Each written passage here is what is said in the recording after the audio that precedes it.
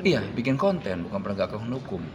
Bikin konten, ya nanti saya kasih tahu motivasi-motivasi mereka ya, kenapa ada OTT ini.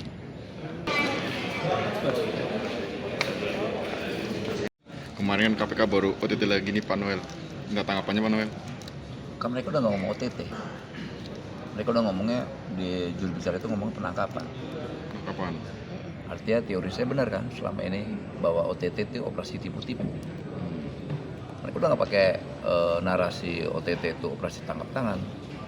Karena memang undang-undang menyampaikan, ini saya ada ini undang-undangnya ini. Maaf, ini undang-undang ya yang bicara, bukan saya. Taruh di mana ya? Nah, saya bacain undang-undangnya ya. Nih,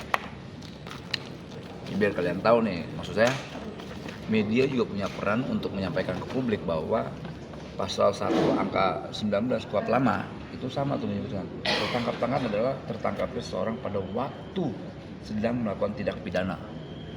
Itu pasti misalnya nyopet, mencuri motor, nah itu OTT.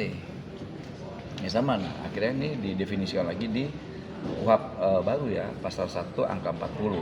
Nih, tertangkap tangan adalah tertangkapnya seseorang pada waktu sedang melakukan tindak pidana beberapa saat setelah tindak pidana dilakukan. Sesaat setelah ya, berarti rentan waktunya tidak terlalu lama.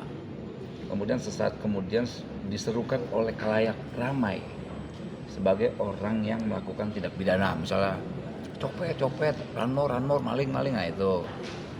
Nah, kemudian sesaat kemudian pada ditemukan benda yang diduga keras telah dipergunakan untuk melakukan tindak pidana yang menunjukkan bahwa dirinya adalah pelakunya, turut melakukan atau membantu maksud melakukan tindak pidana.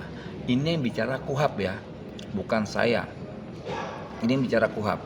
Nah, saya nggak tahu KPK ini pakai apa, gitu.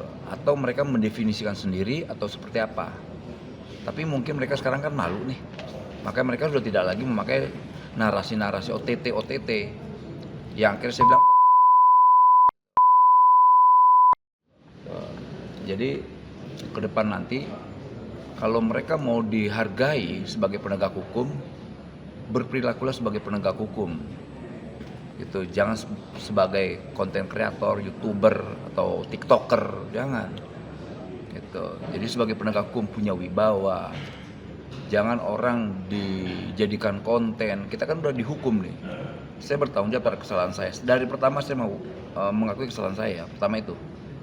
Kedua, ketika sidang pertama juga saya mengakui kesalahan saya.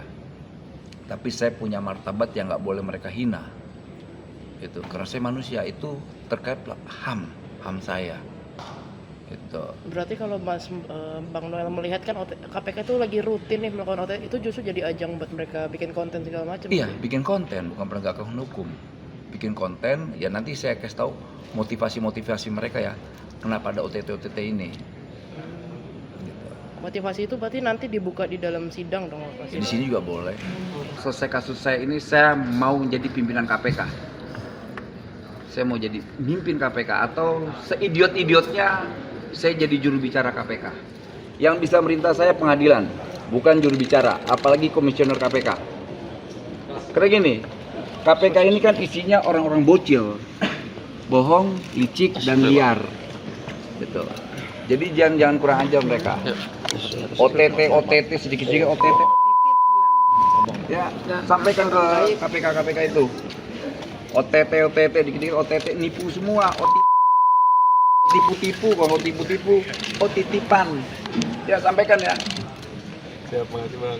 Makasih Bang. Oke. Orang baik ya banyak. Dikit-dikit OTT.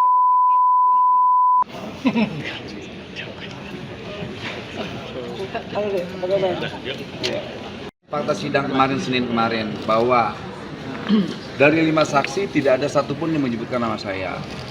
Kedua, peristiwa itu sebelum saya menjabat. Artinya bahwa kasus saya ini dugaan saya ada pengusaha atau pejabat yang terganggu dengan kebijakan saya. Itu yang pasti. Apalagi narasinya saya dibilang memeras pengusaha. Yang ada jutaan buruh diperas oleh pengusaha. KPK kemana KPK? Gitu. Kerjaannya OTT. Gitu. Jutaan buruh tuh diperas pengusaha, diperas outsourcing. Kemana itu KPK itu? Nah sekarang, ya jangan salahkan saya. Saya lahir dunia jalanan, saya lahir dari dunia aktivis. Ya begini nih, mungkin dulu saya singa lapangan, sekarang saya singa sirkus. Tapi singa sirkus walaupun ngaum tetap menakutkan, ya kan? Gitu. Nah itu kan respon Pak Purbaya tuh bilangnya abang kan terima duit gitu kan. Ya, terima duit lah, capek nggak terima duit, gitu. Kan saya nggak nerima apa namanya, nggak nerima apa ya bagus buat Pak Purbaya ya. Orang diingatin hati-hati, nanti dinoelkan. Maksud saya itu, lu dicari kesalahannya. Bangsa ini nggak suka orang berprestasi, bangsa ini nggak suka orang yang berpihak, gitu loh. Sedikit berprestasi menjadi target operasi, sedikit berpihak kepada rakyat dijadiin target operasi, kan itu perilakunya. Makanya Bung Karno bilang, saya lebih mudah melawan Belanda daripada apa? Melawan bangsamu sendiri. Nanti penjajahnya kayak kita begini nih. Ya terbukti apa yang disampaikan Bung Karno.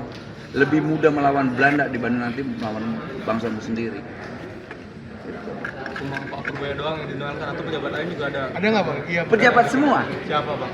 Ya saya nggak mau sebutkan. Nggak lama lagi ada gubernur, menteri dan bupati. Karena motivasi mereka seperti apa yang disampaikan Pak Prabowo.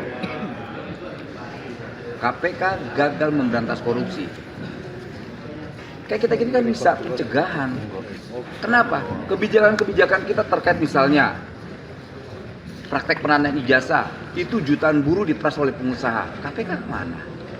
Kemudian outsourcing, jutaan rakyat susah dari kebijakan itu semua. Kemudian praktek pemagangan, udah tahu lah modusnya. Gitu. Kalau kan KPK udah nggak mampu nyari korupsi, dicari kesalahan gratifikasi, semua pasti melakukan itu. Bukan apa? Orang tidak sadar soal itu. Jangan kayak saya gini aktivis, nggak ngerti. Ternyata itu gratifikasi. Ya sudahlah, saya ngakuin salah. Saya bertanggung jawab terhadap kesalahan saya.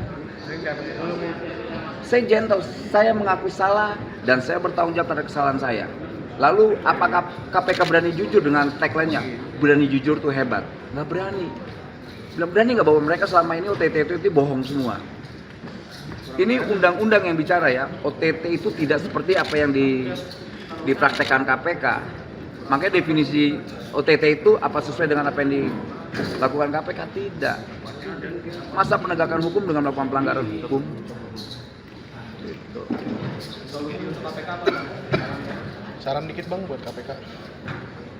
Ya saran sedikit buat KPK, setelah selesai kasus saya ini saya mau menjadi pimpinan KPK.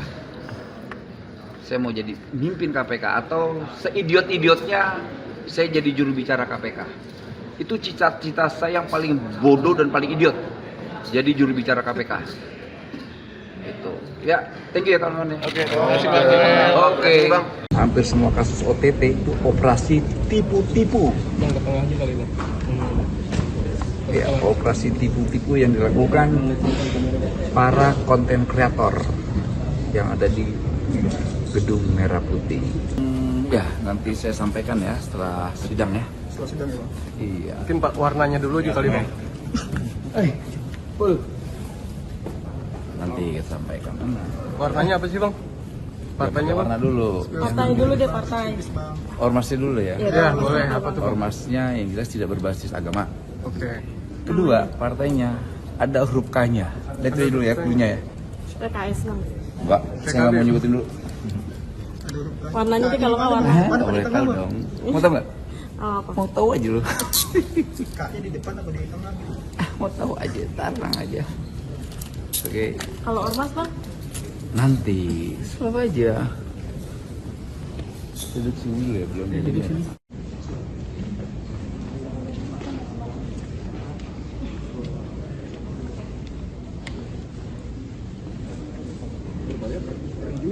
Oh iya, itu Pak Purbaya itu kasihan. Itu sejengkal lagi mau dinoelkan tuh. Sidak-sidak soal apa tuh barang-barang selundupan apa. Berarti berkaitan dengan kebijakan yang diambil Pak Purbaya selama Iya. Ya selalu kan ada mirip-mirip saya dengan Pak Purbaya. Kita lagi ngelawan, ngebenahin Republik ini. Ya pokoknya gini, siapapun pejabat eksekutif yang membangun, yang berprestasi, ya siap-siap ya digigit anjing liar.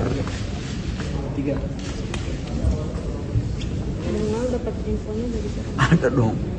Di tahanan atau di... Pasti enggak lah, ada lah. Kita yang jelas ini informasi itu A1. Pak Purbaya akan dinoelkan karena mengganggu pesta para anjing liar. info ini abang dapat ketika abang sudah di tangan atau? Ada dong. Kita sering diskusi lah. Thank you, Bang. Ya, thank you ya, makasih ya Pak. Makasih ya. Hampir semua kasus OTT itu operasi tipu-tipu. Bang ke tengah aja kali, Bang. Ya, operasi tipu-tipu yang dilakukan para konten kreator yang ada di Gedung Merah Putih. Ya kayak pertama saya waktu katanya di OTT, mereka bilang, Pak datang Pak ke kantor saya, mau ngapain? Saya bilang ada klarifikasi mau dikonfrontir. Pas saya datang paginya saya di PSK-in, kemudian Pak mobil-mobil Pak mana semuanya, saya kasih mobil saya. Besoknya saya di framing 32 mobil hasil pemerasan. Kemudian lanjut lagi, Pak kooperatif aja Pak, nanti ini dengan bla bla bla nya. Besoknya saya di framing 201 miliar hasil pemerasan Immanuel. Makanya kita mau lihat pengusaha mana yang saya peras. Kalau KPK main-main dalam hal ini, jangan salahkan rakyat ketika rakyat punya cara tersendiri untuk mengatasi kelicikan dan kejahatan ini. Karena mereka selalu berbohong framingnya. Yang dia bohongin itu presiden, yang mereka bohongin itu rakyat. Nggak malu kasus SDP, mereka berpolitik. Makanya pertanyaan saya, KPK ini lembaga hukum atau konten kreator? Itu harus publik harus tahu. Kalau saya sih sudah berharap satu, harapan saya hukum mati saya, karena saya komit terhadap isu ini terkait hukuman mati. Tapi jika tidak, hukum saya seringan-ringannya. Apapun yang namanya korupsi, basisnya pertama kebohongan. Dasar dari korupsi adalah kebohongan. Tapi kita tetap akan hormati JPU, hakim, dan tempat ini. Karena kan Pak, tempat ini hasil dari pajak rakyat. Kita harus menghargai para pembayar pajak. Dan juga pesan nih buat Pak Purbaya nih. Pesan Pak Purbaya, modusnya hampir sama semua. Hati-hati Pak Purbaya. Sejengkal lagi nih, saya mendapatkan informasi A1, Pak Purbaya akan dinoelkan. Hati-hati tuh Pak Purbaya. Siapapun yang mengganggu pesta para bandit-bandit ini, mereka akan melepaskan anjing liar untuk gigit Pak Purbaya. Kasihan Pak Purbaya. Ada pesta yang terganggu. Ya. Tadi kan Bang Nal ngomong kalau minta bahwa kalau memang bersalah itu akan Hukum mati. Hukum mati. Apalagi ini kan pas banget. Ada bencana alam. Bayangin, bangsa ini, negara ini sedang bahu-membahu mengatasi bencana alam. KPK malah apa? Dia meperangi negara ini. Moralnya di mana tuh KPK? Bangsa ini lagi bahu-membahu mengatasi problem bencana. Dia malah sibuk memerangi negara ini. Gila nih menurut saya. Oke, nanti banyak yang saya sampaikan lah. Tapi yang pasti saya sudah mengaku salah. Tapi nanti kita lihat kesalahan saya di mana. Kalau di dakwaan jaksa kan tidak terkait hasil pemerasan, tidak ada yang saya peras. Ini baca dakwaannya, tidak ada hasil memeras. Masa gembong dapatnya 70 juta? Masih belum. Ini gua wamen apa staf wamen ini? Dapat 70 juta doang. Aduh. Bang, ini yang terkait partai dan ormas itu berarti ada aliran uang ke partai dan ormas itu. Pokoknya nanti kita sampaikan. Ya, saya tidak mau tahu. Nanti tanya sama pihak saya ya. Nanti biar kita ngobrol. Yang jelas, ini perlawanan balik pengusaha yang tidak nyaman dengan kebijakan saya. Jadi narasinya ya bikin aja Immanuel memeras. Nah, kita buktikan nanti. Saya memeras pengusaha nggak? Saya mau tahu pengusaha yang mana saya peras. Karena pas banget kan, selama ini kan saya sidak-sidak nih. Banyak pengusaha-pengusaha yang melakukan pemerasan terhadap buruh dan rakyat. KPK kemana? Gitu. KPK kemana? Jutaan rakyat, jutaan buruh diperas oleh pengusaha kemana? Hari ini narasi yang dilakukan KPK terhadap diri saya, Immanuel memeras pengusaha. Keji, tapi ya nggak apa-apa. Saya petarung, walaupun hari ini saya seperti singa sirkus dikandangin, tapi suatu saat ya saya akan bangkit kembali. Karena saya yakin bahwa Tuhan Yesus bersama saya. Uang ke partai dan ormas itu. Pokoknya nanti kita sampaikan. Ya, saya tidak mau tahu. Nanti tanya sama pihak saya ya, nanti biar kita ngobrol. Yang jelas, ini perlawanan balik pengusaha yang tidak nyaman dengan kebijakan saya. Jadi narasinya ya bikin aja Immanuel memeras. Nah, kita buktikan nanti. Saya meras pengusaha nggak? Saya mau tahu pengusaha yang mana saya peras. Karena pas banget kan, selama ini kan saya sidak-sidak nih. Banyak pengusaha-pengusaha yang melakukan pemerasan terhadap buruh dan rakyat. KPK kemana? Gitu. KPK kemana? Jutaan rakyat, jutaan buruh diperas oleh pengusaha kemana? Hari ini narasi yang dilakukan KPK terhadap diri saya, Immanuel memeras pengusaha.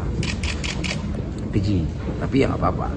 Saya petarung, walaupun hari ini saya seperti singa sirkus dikandangin, tapi suatu saat ya saya akan bangkit kembali. Karena saya yakin bahwa Tuhan Yesus bersama saya. Subscribe, share, like, and comment. Subscribe, share, like, and comment. Subscribe, share, like, and comment. Subscribe, share, like, and comment. Subscribe, share, like, and comment.